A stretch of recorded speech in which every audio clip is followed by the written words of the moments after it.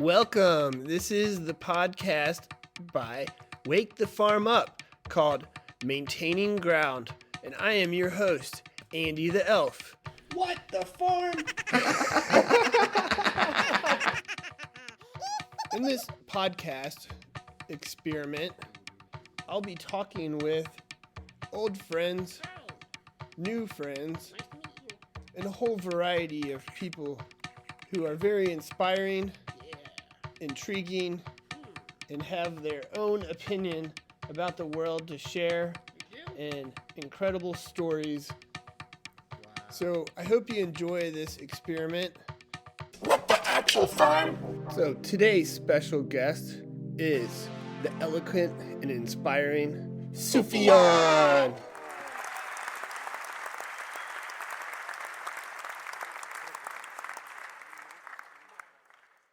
Welcome, Sufijan. Hey, it's great to be here. Farm, yeah. We're here today with Sufijan, who has said, I woke up today and realized I am more myself than I was when I went to sleep. Yes. I'm going to jump into some fun funk. So tell me, what's your big thing that you're really into in life right now?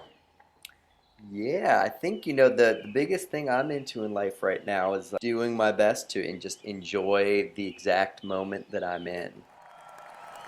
And reminding myself that whatever I might want to be different or that I might want in the future is never going to be happening right now. Wake the farm up. So doing my best to put my attention on exactly where I'm at, exactly who I'm with, and just like soaking it up like a sponge. Yeah, I make up my own words around that, but one I often use is nowist. It's like somebody who's really practicing in the moment, being there, like where we are right now, present. Like, it doesn't mean that you have to know every bit of news that's out there in the current contemporary world, but it just makes you aware of like what's going on, the air you're breathing, the vibe you're feeling, the people you're with, the energies around you, your heart, what it's putting out.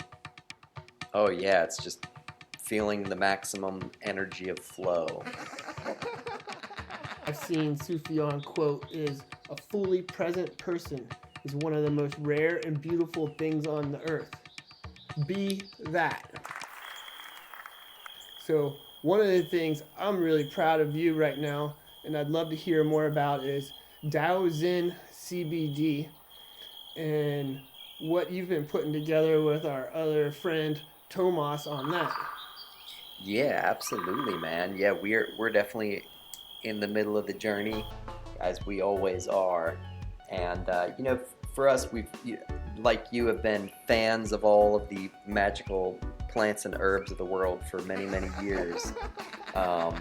And obviously with something like CBD and hemp, there's been certain powers that be attempting and keeping it away from the population of people for many, many years. And then obviously with certain legislations opening up, we thought that it would be a great opportunity to lead and launch in a way that could create really potent herbal medicines for people who maybe have never even tried anything natural to deal with their human maladies and traumas.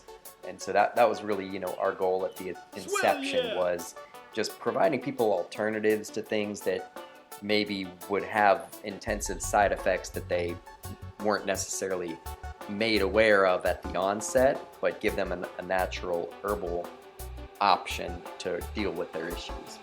It's funny, back when I was in grade school in the 80s and early 90s, we were still being hit with Nancy Reagan's DARE program. The war on drugs was full in effect, and marijuana was right there with them. And one of them, they often called marijuana as like the gateway drug. And seeing the CBD being accepted by our country and by people all around the world in a different way than that time period is fascinating to me.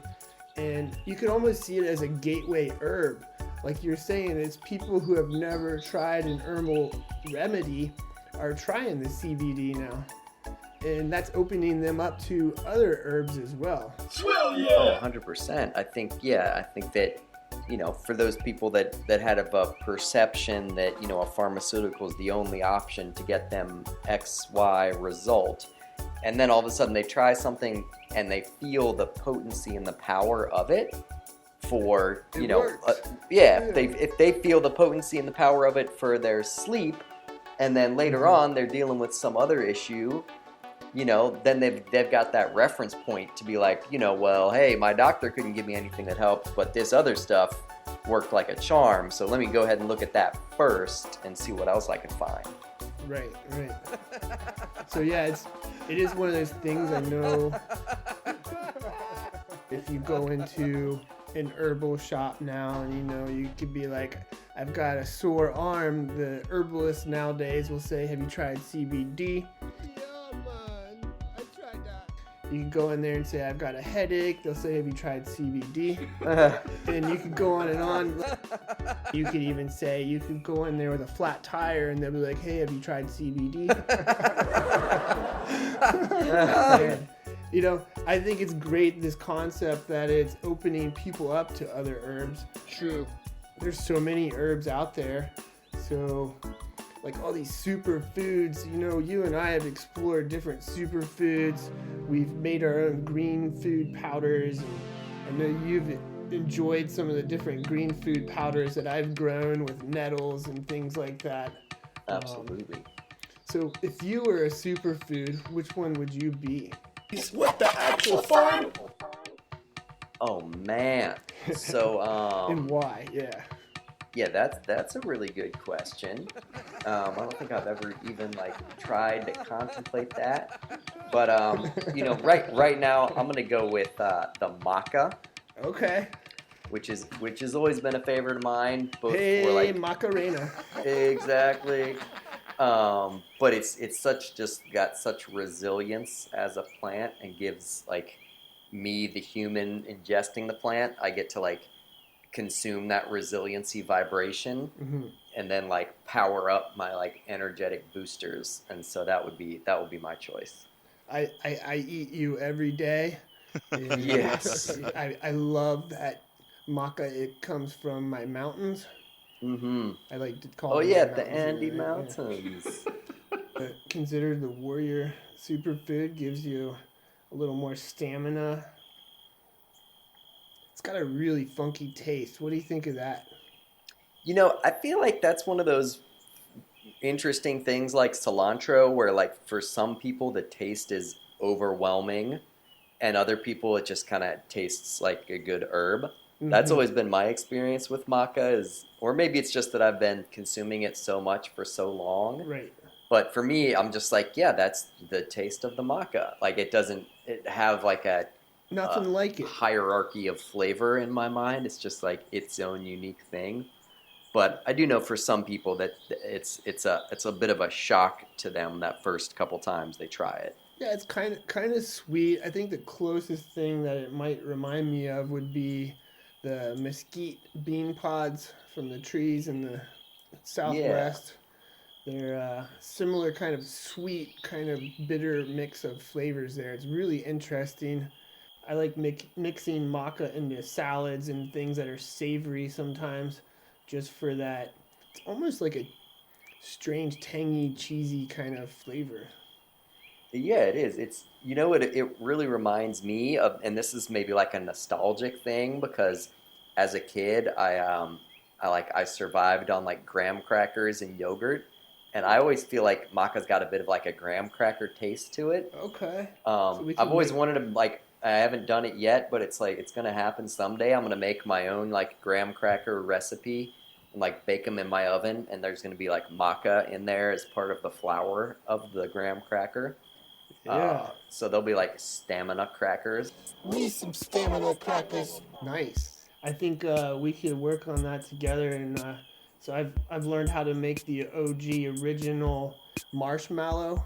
Where you take the marshmallow plant's roots and you boil it in water with a little bit of sweetener like maple, You can do it with sugar too. It's fairly common and easy for people to get a hold of.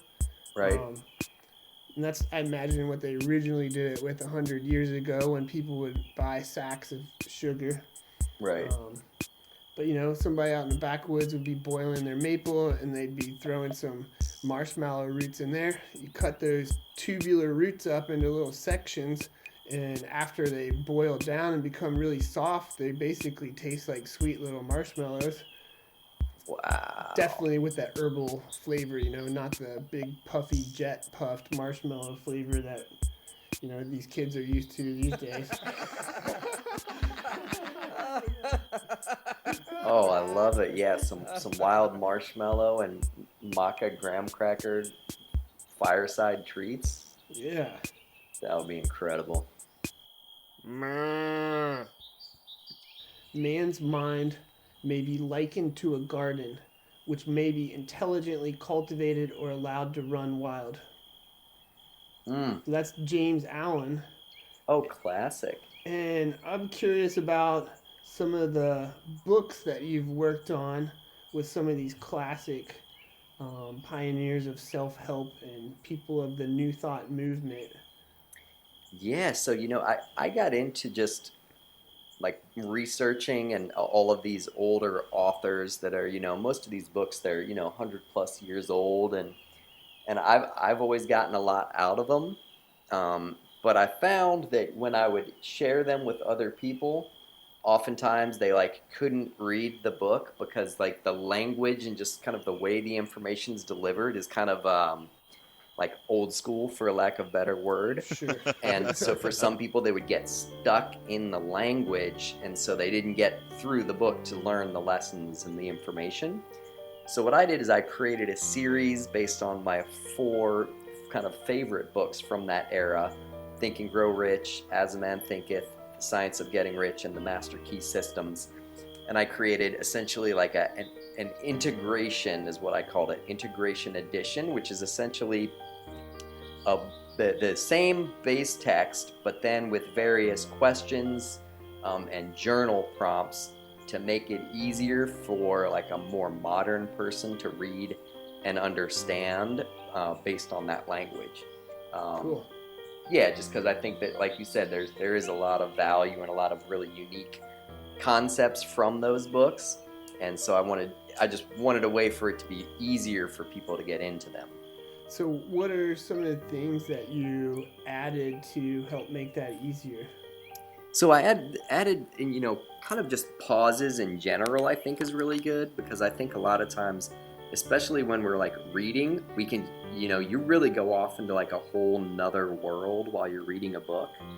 And sometimes when you're reading a book and you're like not really fully getting it, your brain can kind of go into this autopilot state. I don't know if you've ever experienced that, but it's like you're reading, but like you're not really comprehending or like getting anything.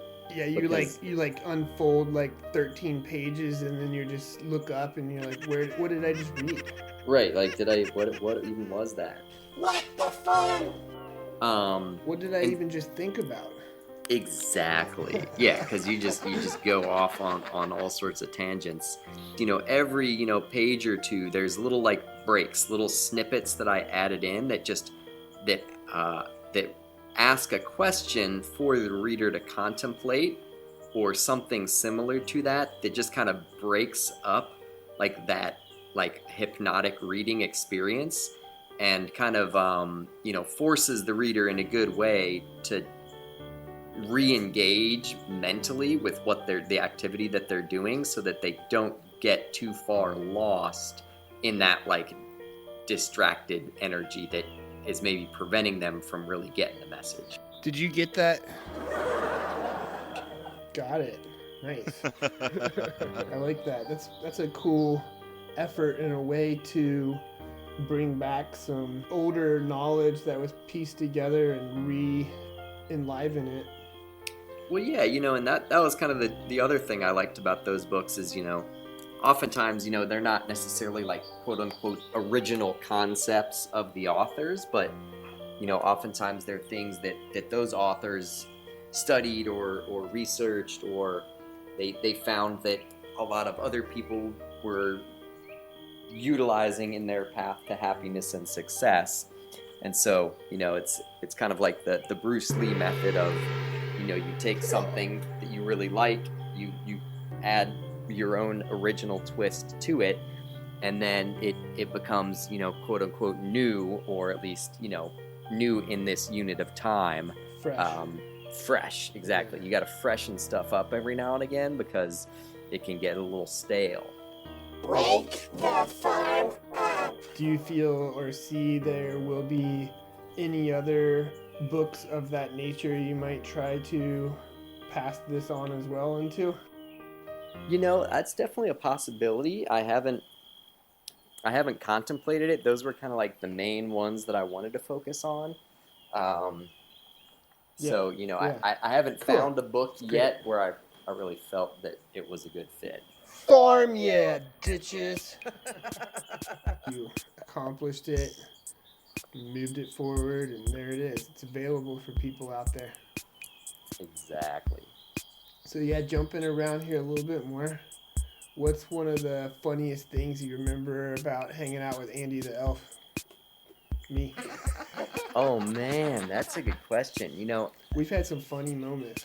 Yeah, I don't know that I remember too many non-funny moments. To be honest, I think like that is to me the general vibe of Ande the Elf is like finding the joy and like the fun of that exact magic moment.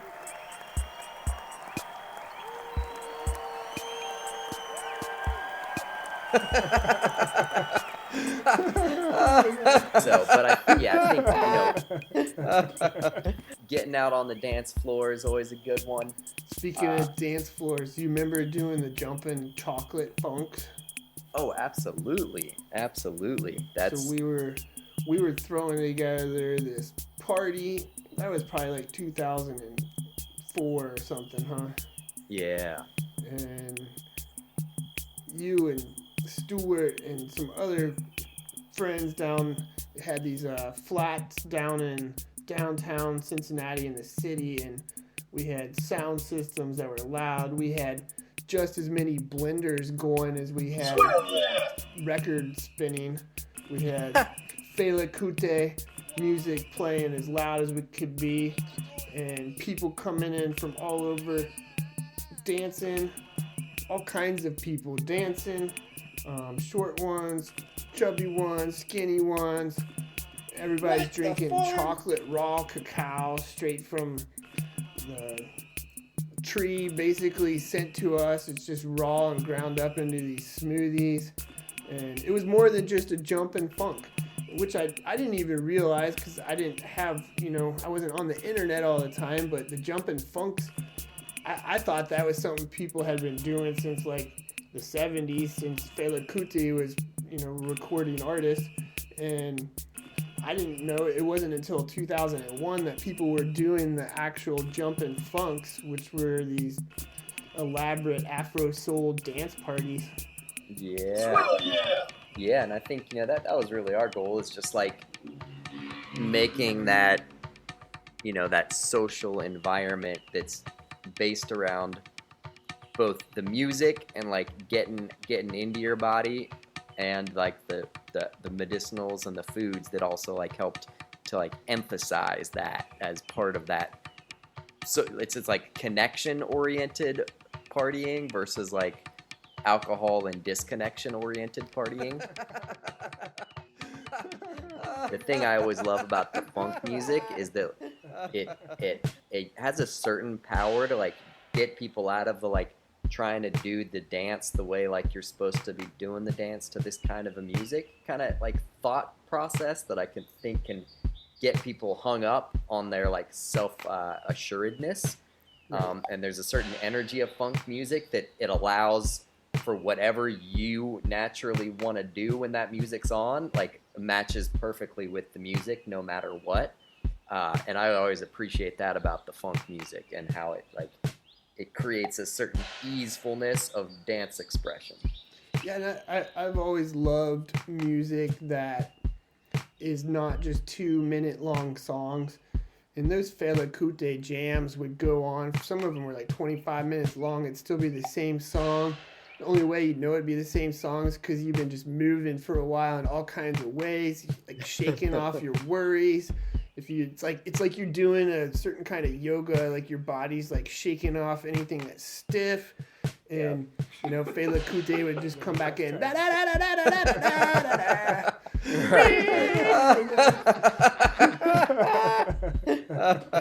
Oh yeah, it's a very like tantric kind of experience where it's like you're allowing like the movement and the music to like replace any like ego shit that's left inside you. Have you ever done any Sufi dancing, like a whirling dervish? No, I have not done that. So I know when I was at my certification permaculture course, a troop of whirling dervishes showed up to it. This is back in 2001 at out in Oregon, and 2001 I was spinning, and the whirling dervish, the music is beautiful. I've been playing a baglama, which is a Turkish Sufi instrument, which is often played for the dervishes. Very fascinating music. Yeah, I feel like there's like a dizzy tolerance too that like you probably have to kind of like build up to like really being able to handle like that level of like spinning. It's like, it's like an airline or like an air pilot, like you can't just like go up there and like fly and like pull some G's and like be okay. Right. Like if you're just like a civilian, you're just gonna get knocked out, passed out, like vomit, puke. But if you're like the trained, military aircraft guy that like has been conditioned, like your body can handle that level of like intensity. And I think it's probably the same for. Yeah. No, I get out there, it's like Mayday, Mayday, coming down fast. Yeah, exactly. But yeah, I think I was doing a lot of spinning at that time as well to Trey Anastasio's solos at Fish concerts and whatnot. That's another form of music where they would play for 20 minutes a song or something. They'd have these extensive long jams. I was really into going to those events quite a lot at that time period too. Yeah, getting into the flow. Yeah, there was always people, I guess they were called spinners, and that's where I spent a lot of time. It was just like this really trance, like takes you into your own world. The rest of the world's like doing its own thing, and you're just swimming through rainbows. What the actual farm? You're just experiencing the moment, and there's rainbows everywhere all the time. Oh, and that was a consistent thing at all of their shows. There'd be like a certain like section for the spinners. Yeah, usually in the aisleways where there weren't people that were going to get taken out by somebody spinning. Right. But most often, it's amazing how the spinners, as they were dancing, were able to feel the energy, which is what they were dancing with. So if somebody's walking by, they would just spin their arm right over the person's head and just keep dancing, and the person would feel a burst of energy. I've watched it. People would feel this burst of energy from a spinner and start smiling and kind of start dancing a little bit more on their own. Sometimes I think the spinners were what was getting everybody at a Fish concert back then dancing. Actually, it was waking everybody up. They're like this energy balls just spinning everywhere, and they play and bounce off of each other quite a bit. What the farm? Yeah, well, I remember like as a kid, we got these little like it was like a top, but they called it like a gyroscope. Yeah. And you'd like thread the little like string through it, and then you'd wind it all up, and then you'd pull the string out, and then it would be going so super duper fast that you could then like balance it on top of the string and like kind of like seesaw it back and forth. Whoa. And it was just like all of that energy just like spinning in that little focal place. Yeah, I think about that spinning the space stations and how they have a gyroscope in them to create gravity. And the Earth spins and creates gravity. I mean, without that Earth here spinning constantly, we'd probably just start floating off. I'm the man on the moon. That's hilarious.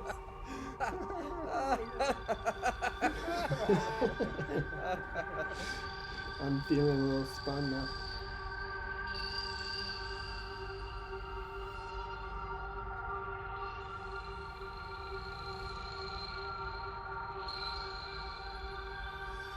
What the farm?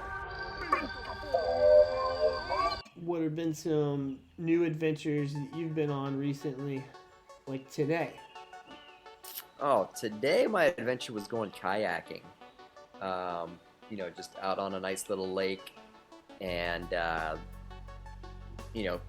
battling the wind to go kind of like upstream down some lake, off into some little side areas, away from the kind of main entrance. But, it was just so peaceful to be out there, like on the water. And this was kind of like the first real nice warm day. So I had like, short shorts and everything going and just was like soaking up the sun, from like actually like sun on the skin for the first time in probably like a few months. So it was Incredible. Felt amazing.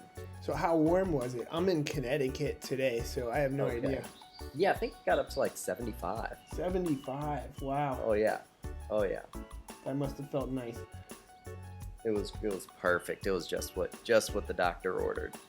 So the four seasons are fascinating. It's fascinating, that feeling of a 75-degree day after a long winter. Mm-hmm. Yeah, and it's like so subtle, like in terms of like all of the degrees of temperature that there actually are. Like our difference of like that like 20 degree to like 80 degree range is like 60 degrees isn't a lot compared to like what is possible, but in terms of just like the impact on reality is pretty different. Yeah. Holy. But yeah, so that was today's adventure, was cruising out there on the water. It was like a juvenile bald eagle that was like cruising around above us while we were chilling there, just like because we kind of paddled out and then just kind of stopped and stuck our kayaks to the bank and just laid there just in perfect little sunspot, and it was just soaking it up. And then he just came cruising around up over top of us, like giving the eagle energy. You ever look up at the eagle and say, "Try ashwagandha"? What the farm? Ashwagandha is supposed to help hair growth and whatnot. Oh, I didn't think of that. I did not think of that, but that's a good one. Juvenile too, so he's probably not even like that white-headed yet. Right, he wasn't super white-headed, and there was like that kind of like splotchy underneath, whereas like different feathers are starting to grow in different places, kind of thing. Yeah. So it's like, I remember when you were a juvenile eagle, I would call you Petro. Oh yeah. I'd always be like, "What's up, Petro?" That's awesome. And that actually makes me think of something. When did you change your name to Sufijan? I wouldn't say change. When did you grow the name Sufijan? And what does it mean to you? Yeah, so that was, I want to say that was about 10 years ago. And for me, I just wanted the experience of like personally picking and choosing a name, like with my own intention and my own purpose. So that was, I just kind of started like doing different research of like different various names from various like lands and cultures that maybe I would never have like heard of or met somebody with any of these names, just to as kind of like an experience of like, oh, how about this name? Oh, how about that name? Yeah. And I just like kept going and going until I got to one where I was like, oh yeah, like I'm vibing with that. That one feels good. And that was Sufijan. And so, yeah, I like to say I adopted the name. Okay. So where did the name come from? What's it mean? So yeah, it's a Persian name, and it means the devoted one. And it also means, one who walks swiftly and carries the sword. Cool. And the sword being symbolic of cutting through the illusions in order to see the truth. I thought maybe you meant like the male member. Well, that too, that too. I think that's probably another element. It's the capacity to have like the penetrating masculine energy in order to like get into the reality of where you want to be. Cool. So, what kind of things have you penetrated recently? Yeah, lately I've been mostly like more internal, and so just spending more time just like in my own personal space. You're penetrating your own hand?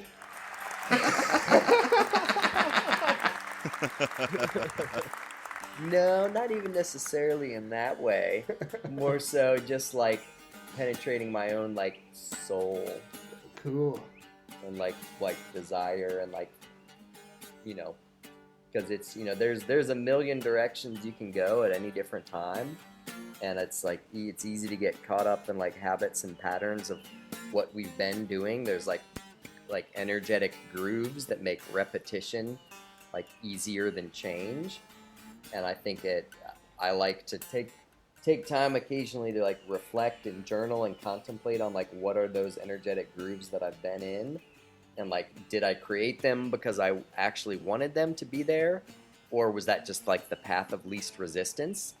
And then sometimes like that energy needs to like break a new path to follow. It's like a river. A river can go a certain direction, and it's always gonna bend and turn and twist, based on the energy that's containing it. And I think that like we as like humans with an ability to like manifest our destiny, we've got to continually like understand how our energetic riverbanks are constructed, and like adjust them and make things flow the direction that we want. Make the form up! Like I actually would say that I'm like very much not into internet and technology. Like I see the benefit of it, only in the sense that like it allows us to like have access like to something like exactly what we're doing now. Same. Yep. And I also believe that like if there were like evil powers that were trying to like mess with us, like they would probably like be very happy about like the metaverse and like creating an alternate reality that distracts people from the fact that like we have the most like glorious, amazing reality that we already live on.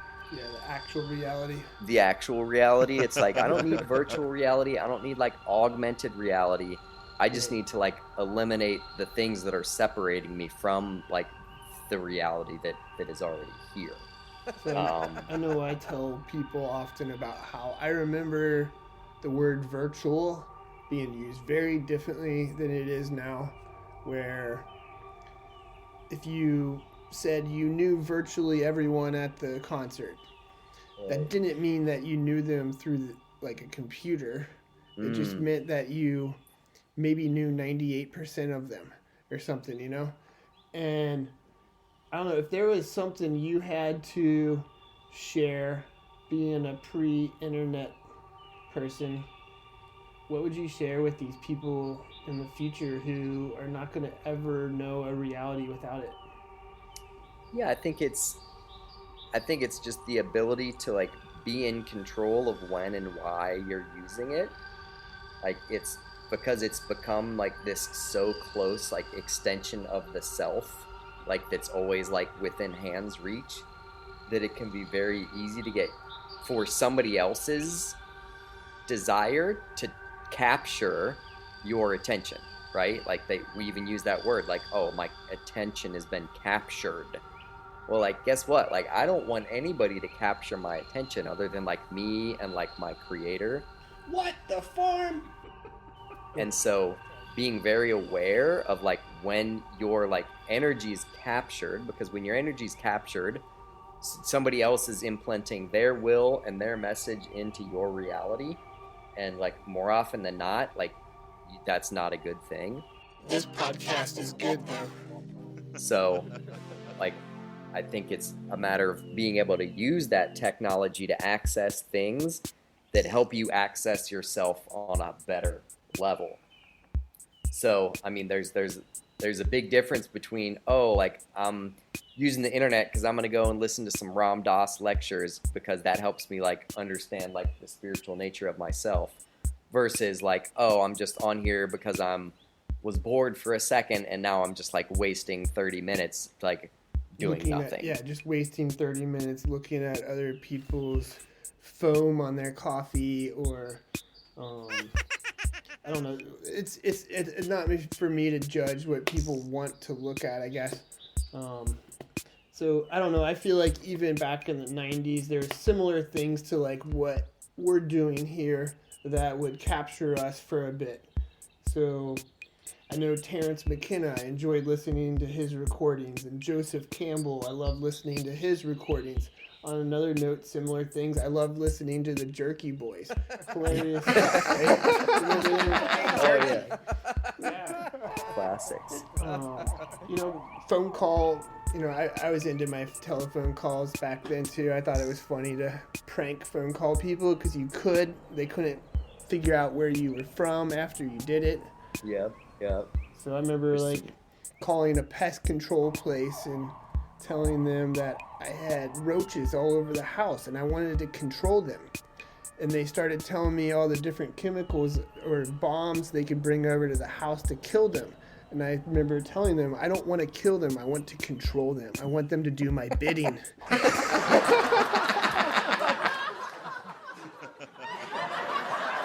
They're like, whoa.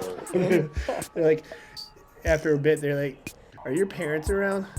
Yeah. You're like, the roach master. No, I'm surrounded by roaches. But so much fun. You can't really quite do that anymore, but there's so many other things you can do. Yeah, you just got to go to like the bootleg wireless store and get a burner phone strictly for your prank calling festivities. Yeah, quite a bit more than a quarter in a payphone. Yeah, exactly.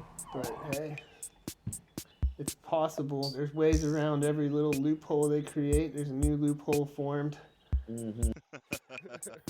Yeah, I think it's kind of funny because it's easy to go through a day but like not really have any new thoughts or ideas. Sometimes I feel like a whole day has just been like thinking all the same thoughts that I had like the previous day. Sometimes I feel like a whole day has just been like thinking all the same thoughts that I had like the previous day. Sometimes I feel like, and then it's like how do you even have like an original thought? Like, or has everybody like already had thought all of the things that there are to think? I already thought that.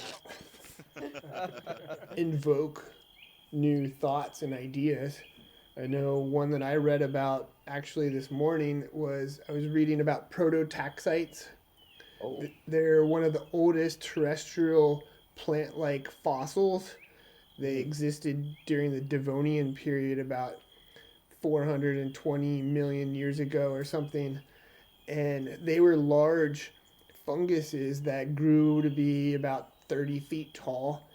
And it wasn't even until about 2007, I think, that they realized they were most likely a lichen like species, like a symbiosis of an algae and a mushroom.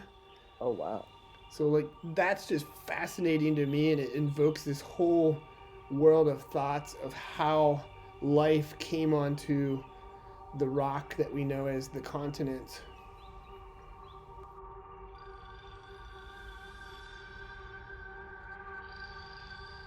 Yeah. Built that first topsoil that, what life that we know now today can even exist on. Wow, yeah, 30 foot tall. I feel like I've heard that before, but I didn't hear it in this way. That is super interesting. Yeah, it really does make you appreciate the knowledge and the ability of our brains to comprehend and create the visualization of other times. But as a nowist, that helps me even more appreciate the now the present moment and what exists and how it can exist and how we can live in it and appreciate it for what it is. Yeah. That totally makes sense, because it's, I think we've got it pretty easy in the now compared to how it's been in other areas, so that, and we actually have the freedom of time, energy, and information to be able to even like explore conversations like this and attempt to engage in creating new thought ideas and concepts. Wake the farm up. When all of your energy's tied up in survival, and like you're always in that like, needing to provide and needing to survive energy, it's harder to have those types of thoughts. And not that that's completely gone away. Like obviously, like most everybody still has to do certain things in order to provide for themselves and ensure their food, clothing, and shelter, and their survival is occurring. But I think that a goal that I often have, and I think you would probably agree, is creating a life and crafting a life so that like what you're doing is spurring and spawning your own creative thoughts, while also in some way like maintaining and you're thriving. I love that. And, the name of this podcast, Maintaining Ground. Ooh. It's this concept, like you and I are maintaining the ground between us. We've been cultivating our friendship and encouraging each other, and that's what this is all about. That helps those now moments thrive beyond survival mode. Oh yeah, that's really important. And it's like the ground is the great conductor too, so it's like all of that like potent electrical energy that's just like has the capacity to travel through the ground. So it's like no matter where you are, if you're touching the ground, like we're all connected to that like massive electrical energy of like that like bonds us all together. Swell, yeah. That reminds me of a word that you guys use at DaoZen, Kaizen. Am I saying that right? Kaizen. Constant and never-ending improvement. Mm-hmm. Wake the farm up. That's how we grow. It's how It forests is. grow. It's how friendships grow. It's how anything that lasts grows. It's true, and it also like allows things to exist in their imperfected state. Because I think like a lot of people get hung up and get caught up in terms of like taking action or like pursuing their dreams or like learning something new, because there's a certain like cultural aberrance that we have that says that like things must be perfect, or we must be perfect, or like we must look perfect or be able to perform in a certain level of perfection in order to have value. And I like the concept of Kaizen because it allows you to say like, yeah, this is as good as it is now, like, and it will continue to get better over time. And we're not going to limit ourselves by attempting to wait for perfection, because even what we perceive to be perfect in this now will be able to be improved upon in a future now. And being able to just like get the ball going and just be like, yeah, like we're doing this now, and like we're gonna keep doing this and all of the future nows, while we revisit and like reinvigorate that same original idea to be like the next better iteration of what it can possibly become. There's got to be a word that describes somebody that just feels real shitty, like I don't do anything right, but I keep doing it, and somehow through all that I feel absolutely incredible and accomplished. Ooh. What the actual farm? Yeah, I don't know of a word that currently exists for that, but like yeah, it's like Nobody else tries it. there definitely needs to be a word for that. It's like the like. What the? So like lately I've been kind of on this whole trip about like our our soil, back to the whole like, ground and like nurturing of like the earth between us as people. I've been kind of like on this whole thing where it's like, so much of the food that we were fed and ate as youngsters was, given these very limited minerals and these very limited nutrients. And they're kind of like, okay, we got like the NPK, nitrogen, potassium, phosphorus, and like that's what the plants need to survive. And so that was what we were eating.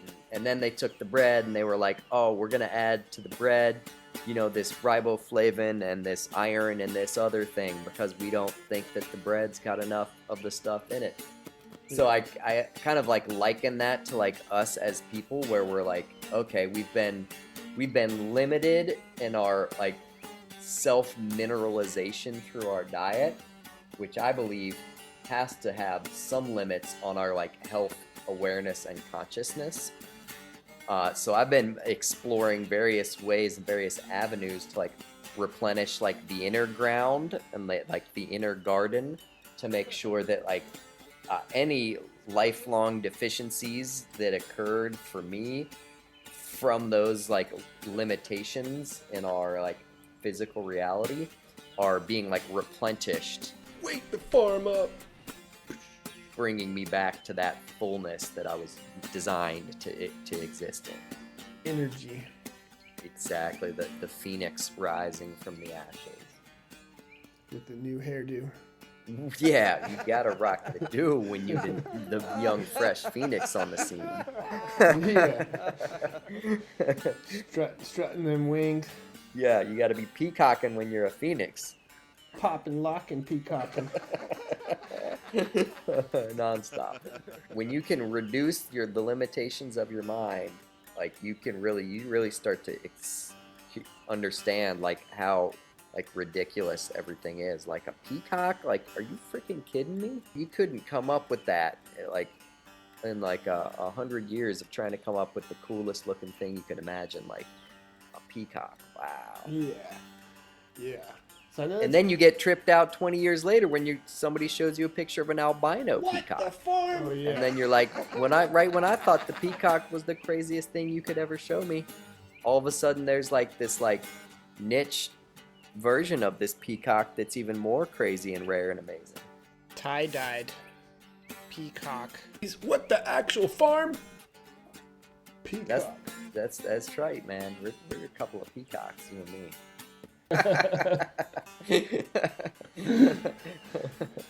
Have you ever been down to New Orleans? I haven't, man. I think it'd be a real good trip to go on. Well, I'll tell you, I went there Mardi Gras 2020, right before everything got all crazy. Mm-hmm.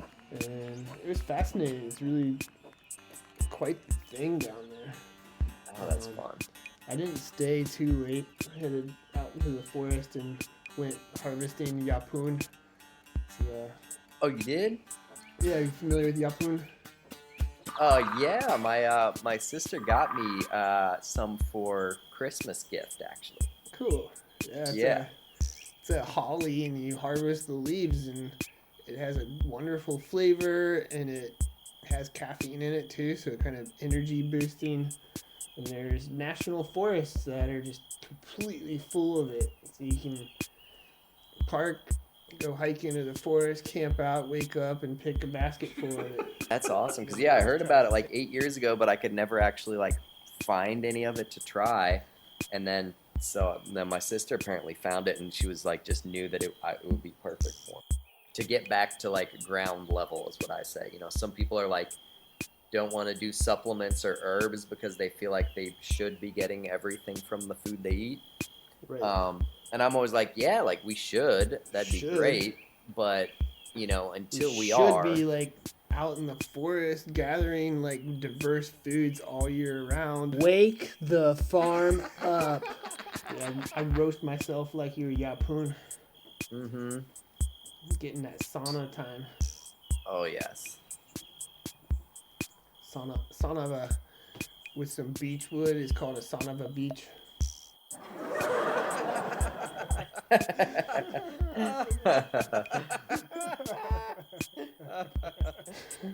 Yeah. There's probably like some other energy somewhere else looking at us having that exact same conversation. The many levels of the metaverse avatars. Yeah. Wow. So I think it's ultimately best, like, if there's going to be 40,000 people that want to take a hike in the woods that I want to hike in, that maybe I will wear a camera and then they can all be at home in their SpongeBob SquarePants underwear and just watch through a virtual reality thing as I go through the forest. And that's kind of selfish, but I think a lot of them might enjoy that. They would. Maybe they're on a treadmill, so they feel like they're walking and they feel like they're me. Oh yeah, it's like, what'd you do yesterday? I was like, I was like a wild woods elf for like an hour and a half. It was tired. If they pay extra, maybe they get to go all the way on the journey and like they meet this like beautiful wood elf girl in the forest. Oh yeah, there you go. You know where people want to go with that. Oh yeah, that's you're sitting on a gold mine of like metaverse kinkiness there. Yeah, I mean, who knows? Other people are going through the experience through the wood elf girl, and it could be anybody. Oh yeah, that'll trip people out. Could be, some random dude riding along in the girl's virtual reality platform avatar. Oh, that's amazing. That's truly amazing. Yeah, I think that's an interesting future to go towards. And people seem to be investing into that right now, and we'll see where that goes. Yeah, absolutely. I know there was a time where old timers were saying, "You kids with your typewriters and telegraphs." Yeah, exactly. Yeah, what's the rush? Yeah. What's the rush? What are you trying to get that paper typed in half the time? Yeah, you want to fly across the country really fast, you're gonna miss the journey. Mm-hmm. Like, yeah, but I want to get there in time for this show. Truth. Thanks a lot, Sufijan, for being on this show today. I think we talked about some deep stuff. We've had some good chuckles and laughs.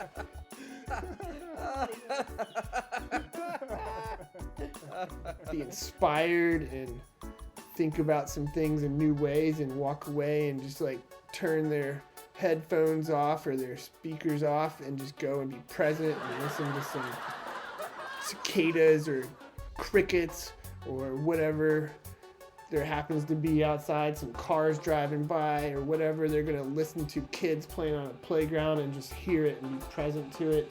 Maybe take a hike without headphones on. Wake the farm up. Thanks for being here, Sufijan.